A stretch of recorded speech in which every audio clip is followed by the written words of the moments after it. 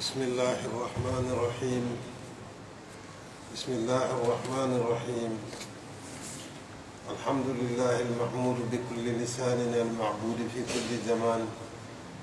المقصود من كل مكان، يسأله من في السماوات والأرض كل يوم هو في شأن. جعل عدة الشهور 12 شهرا منها 4 حرم في السنة والقرآن، وهي ذو القعدة وذو الحجة ومحرم ورجب. وقال تعالى: يا أيها الذين آمنوا لا تحلوا شعائر الله ولا الشهر الحرام ولا الحدي ولا القلائد ولا آمين البيت الحرام يبتغون فضلا من ربهم ورضوانا، وإذا أحللتم فاصطادوا ولا يجرمنكم شنآن قوم أن صدوكم عن المسجد الحرام أن تعتدوا وتعاونوا على البر والتقوى ولا تعاونوا على الإثم والعدوان. نحمده تعالى ونشهد أن لا إله إلا الله وحده لا شريك له، ونشهد أن سيدنا محمدا عبده ورسوله الصادق فيما أخبر به عن الله. عباد الله، إن الذي فرض عليكم الطاعة في الشهر الحرام هو الذي فرضها عليكم في سائر الأيام، فاعبدوه على كل حال وفي كل زمان ليجحجحكم بطاعته عن النار ويدخلكم دار السلام. وفي مثل هذا اليوم أنزل الله فيها على محمد صلى الله عليه وسلم: اليوم أكملت لكم دينكم وأتممت عليكم نعمتي ورضيت لكم الإسلام دينا. كان ذلك يوم عرفة ويوم الجمعة، ورسول الله يخطب الناس واحترموا ذلك اليوم واغتنموا فيه اجتماع النعمتين وداهنوا فيه ربكم بالعمل الصالح. إن الله لا يظلم مثقال ذرة وإن تكن حسنة يضاعفها ويؤتي من لدنه أجرا عظيما. ومن السنة في هذه الأيام صيام يوم عرفة. قال رسول الله صلى الله عليه وسلم: من صام يوم عرفة غفر له جنب صلاتين، وغير صيامه تعدل صيام الصلاتين. ومن السنة كذلك كثرة التسبيح والتحميد والتهليل والتكبير، وتفقد أحوال الأرامل والأيتام، ومواساة المساكين، وإطعام البائس الفقير. ويستحب الإمساك له حتى يأكل من عضيته، ولا تقولوا إلا خيرا ولا تعملوا إلا صالحا، فإن الله سميع لما تقولون وبما تعملون بصير. وإذا حل بكم اليوم فاتقوا الله فيه وتمتعوا بالطيبات من الطعام والشراب، ووسعوا على أنفسكم وعلى أهليكم وجيرانكم وأقاربكم. أيها المسلمون، لا تصرفوا أموالكم أيام العيد فيما حرم الله. ومن السنة كثرة الصلاة على رسول الله صلى الله عليه وسلم، والتكبير دبر الصلوات بكرة وأسيلا، والتكبير من صبح يوم عرفة إلى آخر أيام التشريق، وهي اليوم الثالث بعد النحر عند الشافعي، ويومين عند أبي حنيفة رضي الله عنهما. واعلم أيها المسلم أنه ينبغي لك إذا ضحيت أن تأكل ثلث أضحيتك وتحدي ثلثها وتتصدق بثلثها، وذلك أفضل ما يكون، ولا بأس أن تأكل الكثير وتخرج القليل.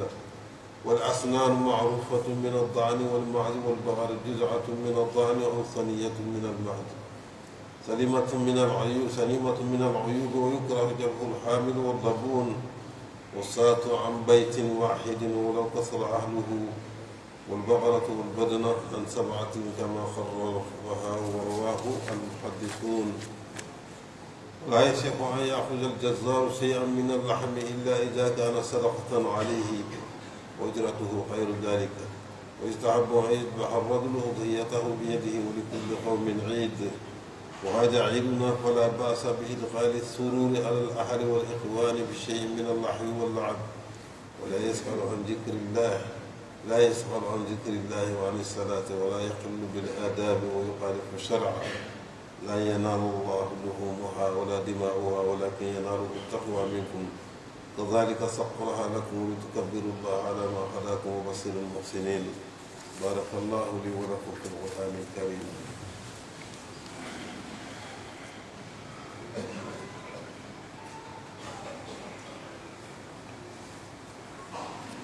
بسم الله الرحمن الرحيم.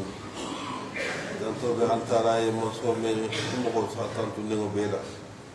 maso men sibatu wato jamanu mum me beto wole mum maso to mo si maso men khere dingira mum me beto mo go men be sangoto ani men be banko to men be bebe ala men tarala ala men lungono ngabe kenya dole to atela ka karuliyate ke kartan ni fulati karu hor karna na hol ko hor makarul to wal konola sunno to ana alquran konola wala mo banna ma kono tani banna ani jombento ani harajabo ma so ay ndale ala alquran kono akatel mo gol men nan bi sonni altala ma altala habla men matege kheke ala batullal te alkanno no degandi al fanni aku kurul kede alkanna harma harama karawul fanan hormul la farsi alkanna beegol fanan mi xamenu kanna sitike be taqetila ala alkaba ala taala ya kheke hadiyati alkanul fananu alkanna bartul yeku dawla otumana xabbeegol men kanna siti ani mo men be altala la bu khair la alkanna lo wul nya to aku kurun kela men be fi xamante ya ni len nay marigila ni man so la dunyo otumana al dun tahijjo kuna qahar mafanul tanal qahar mafanul landi tumo menna na adi ala ci alfi awa dege maroke wotu mono wa be dagar ngaliya mo golu la khonente ya kanalu bula kukurun kela ha ko khatil kumandi ala la misroma alfana ghayanda kana sowoma ali nyode ma bete ya silo kan ani ala nya silo kan alkana nyode ma junubo silo kan ani yanda te ya silo bo atala le tantula masakalan ke meseli ala ko man sama sufati kilin kaf ñogonte altala min na meseli ala kunna kuntigo muhammadu ala la jogole wala kila le min kata tonya fola de fota be xam ak xabar lo ke menna abu ala taala la altala la jolu maso menga altala bato farla yalma horma karo won kono la wala ka farla yalma fanan tilo to mal beto wati mo nyanta altala le batula alto altala batu alhalu mum be beto wato mum be fanan beto nin kamma wala bato le sal la jamfa ati asal la jamfa wa ala bato la abu kimama asal la dum kisolo ko la bi ñokol lu arafa lu le altala kayna jigi muhammadu sallallahu alayhi wa sallam ya alquran gaayakum muhammadu اليوم أكملت لكم دينكم نال دينو لكمل عليهم واتممت عليكم نعمتي نال نيمول تمال ورضيت لكم الإسلام دينا من دون تالي مسلمي على حكالي دينوتي يا جيتا كيلا ما قولا دول بقى كرسك لبلوا فاتتا وكتا أرفلوا المولتي أنا أرضي ملمون فانا فاتر كيلا بي مقول وكرنا مقولتي وتمو ولمو أرفلان سوى قرما وتمنا خيرا فلو من كفتي نيو مالو فير الو تيلي بو نمولتو القال تعالى جلودum o lumulto bara nyumanu la katuguna تعالى ko kata me mo tonyo gide jarra killa yarara nim bara nyumale mu asa jidi yenne asi so abatela fonni seriyato barajo la megabo ni musunno do tikila la tagarasilo do moti wo lumulto arfal musum تعالى كيلا صلى الله عليه وسلم كل من أرقى المسلم وثم نسنجي فل جنوب وشول غفري تجيم دورك قاسموني سنجي فل سمول بكانياندي يمسونو تكاس كانيام كفران كسبحان الله فل سيا ونور تواني الحمد لله فوني لا إله إلا الله مغسيا أن الله أكبر فوق وثم أنا مسكين تقول منو ني كيرو بوتيكم نهار كل الحال وكلا كل جاغاندي hindera ani yetimol men dindim ko to men fal fukata oto miskino na awul so ni men sinyabe oto mo men nabi jigila tagari haro de hatadir demaro ma ko lu dani me mo moto alka hindera rayne kanu wa ni wite mo men ni ka la yamale faqay fanto mutab la yam faqalu sabo khayde kamna domorke koni khadomoro ke la yam subora mukila la sunno dolati asum koni kala ya subo soto to mi ga sun tege wala alkanna fem fo no to fo khayra kuma alkanna baral fanan ke o baru bo no to fo bara nyuma wa tara dum abe merin ne fo lu albe men fola adum be jeerinde fen fana jeerinde albe men barala otumana ni wonu siddi sitar ma andum to sallu to al ghasilan al taranya wonu to al qad fanda mu fen sen wala halal fen wala do mo fen ni min fen men be dagar ngal yen abete ma al qul dada khadumu aka yiri wakki alla korel ma wonu to anal dunkelu anal sigi nyogolu na bari masutulu atel muslimu barkana la nafulo totinya salilumo fengolu to ala ka men haramu ya ata ke doli ba me wol tikara fe ani musula tegolo amo ni musunno doti qasamu la siya annabi yomma kitoni nemo bama ani fanan allah akbar fu salwa to kola ni qasal wasal ke ni qasoto rafu allah akbar la ilaha illallah allah akbar walillahi alhamdu saqoma ni wurala ani akhawata alfalu subahuma alfalu subahuma ko qabla tashriqu banasa lo tik sabanya wal musafiya wa qafu nyalema aw bi tilfula abi une fata la karolu ada wala alam dunya lay fulu mu mebe gaylo te muslimo ni ne be hawla mayari ni itema ni qawul la yango faqa يقول لا ينصب تلا سيد لا سبتي يقدو كي هديوتي تلا سبو ساتيجي كينو يهو كي هديوتي فلان تلا سبو سيدو يهو صدقة ما الفرق بين الهدي والصدقة مو فرقتي بين الهدي والصدقة هدي والصدقة دون بوري نقطة نادي كوكيلا صلى الله عليه وسلم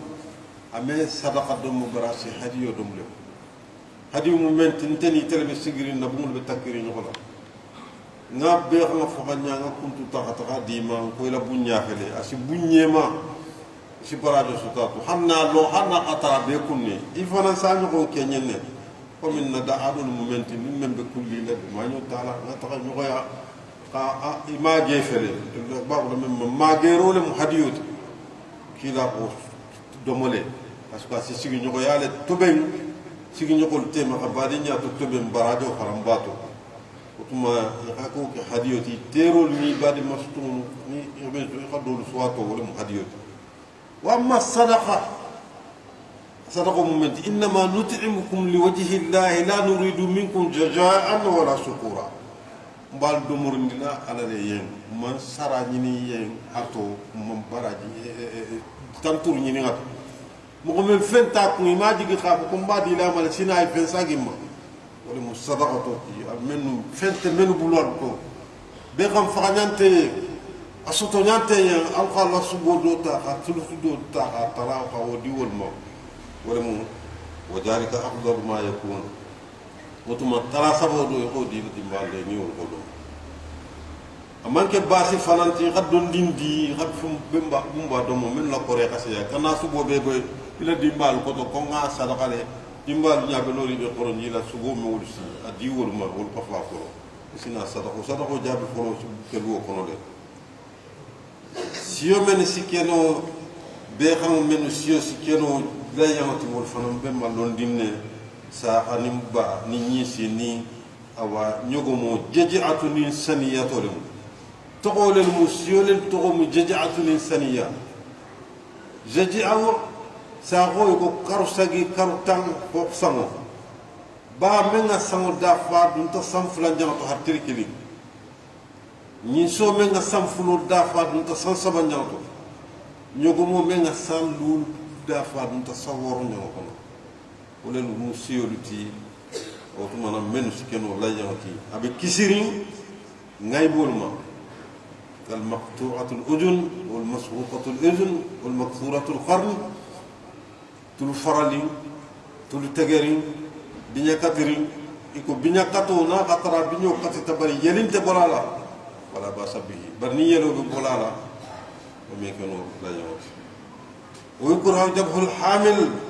بأن كانوا مالو فقو يقول كوني أما حرام دي بريقا كوني ولا بونا نيت بأن من بعد مسوسولا خادمو كوركوتي على حكي لا يمتي والبكون دين إما الله في ولا began kisi kilin aussi mo la kore kilin wasale ete surtout que kilin on nyanya ha began kilin fo xelal wo kono aussi wasale ana atare la kore siata nyawnya ni du nyabe ya asiyawati wala basa barko wasi'u alla yirwarki ala iyal wala kore al mawnu wal baqaratu wal badna nyogomoni nyiso an sab'atin qabu kore worowlama sutigi worowla sidenne kanyi so ngani khakela laya ti khasubo tala nyoko tema ube sutigi worowla kaden kanyo gomo ngane barame siano mo worowla tide ma qarrarahu al fuqaha wa rawahu al muhaddithuna fuqaha al khamin sabla sabati katala al qafo wala moti ni so worowla kaden khakela laya ti ube nyogomo mo worowla khakela laya man saha même bela be xam kana tegale jajar bouché même ba atopotora aya ko ja shay'an min al-lahmi subu tato ndel dum adatul biladi jamano ado kal farida be ko le farlo ndel la ado muyneti nan sarantimo kana busu kala busu no bato adu فقه كتاب ولا يباع شيء من الأضحية فم سن لا ينطو لا جلدها ولا شعرها ولا مقها ولا عدمها أتيميسا بلوميسا فم سن نندو يبلا بارو لا نيلا بارا سارا بنو سبو سونغو تدو ناف سامبا فما سان ناساني ولا كاكي ني خم غبلا بسولا سبو دو صدقاما وقول غير بلوبلي كومين غودي بيكون خاد دياما على بارو سراموتي خسبو من دياما وبي ني غير بوسنوبو يبولو بليكون وخكي صدقوتي غير بلو بليكون ادوغا تاني خفم بو قديما وكيكي le bara sarati wala be sahari afatane foni wo subo men ni ba dilama ko ke sadaqoti ako illa إذا كان صدقة عليه وأجرته خير ذلك وأكيد صدقتي سبوب مدينة أسراء كترى كمان كوت نراجو بكالير مو فين ني خيبولي لبيخان كانت تقلي خيبولا بسولا إسي سرالي إسي ني سوسوبورا أفتوه نيالي ما فنغا نمقل بان تمبا كي كجان حرام رندي كباري أني تمن هكيني فقهاء القانين من نفو وتمنى نمن سونو يسوكي ولا فيسا ويستحب غير كانوا مغفون بلوغي إلى ني لا يانا كانت ني تسا كانت تغرونو برني ميانو فنا سيمو بولا لا من ساكنو يه مغو دي يدوبي نصارى ني لا يدول المو ناسيون بيني لا يدلمو وتمنى نمتل فنا لا سالو سيتا كسي ولا دولو كونو لا ادون كيلو ين ibadin yen tulun kuma fulu wal man fentinya na atara ami mo la nyina altara finkonko ani amiru ato digo beto ami oto tinya ma ko salilu ngabe daga rende atasi bal dum wala musonni kel ben tori ngola no mo ko mo way bal mo gol niul xasse wala lul kono foto wonyalema ko ala lakila sallallahu alayhi wa sallam al yaman ko ni la kontingul benal madina kono la doto afamalo taala fenêtre la le do je fogné amuna khadi aisha abi jubela ولنت تناتي نم تنوتي التالا هذا مريو دالك ديغو بيتوني كوكوروني كوبيتو ني لا سيو ول نت تناتي ولمو ما فدي على صوصو مفمنتي وتمانا اقول لا باس بادخال السرور على الاهل والاخوان بشيء من اللحو واللعب لا يشغل عن ذكر الله مما مغرجنا على فينكونكو وعن الصلاه عن الصلاه ولا يقل بالاداب امي داديغو تنيا ولا يخالف الشرع من شريعه والي تعالى قل لا ينال الله لحومها الببغاء من فقلا تعالى كو اسبو امسي علما ولكن يناله التقوى منكم ايرمسي على ما سب مسي على bare asinde ta taala kal silanta nyaale hal yamar minna ala kila hal yamar minna al koleke tadaytum alqiyaqa bi anbiya'ihi ala nabiyyu mulma men ngayna fole wal nabiyuna ibrahim mati men kasibota qadingo kanatege altala ko fadaynahu bi jabhin adim nata akum maka misil molu be ya walla utumana nin kammal tukabbirullah ala ma hadakum ayin kele falti altala bunya fuma akal kanda menna basir al muhsinina arti beta mugul la sewa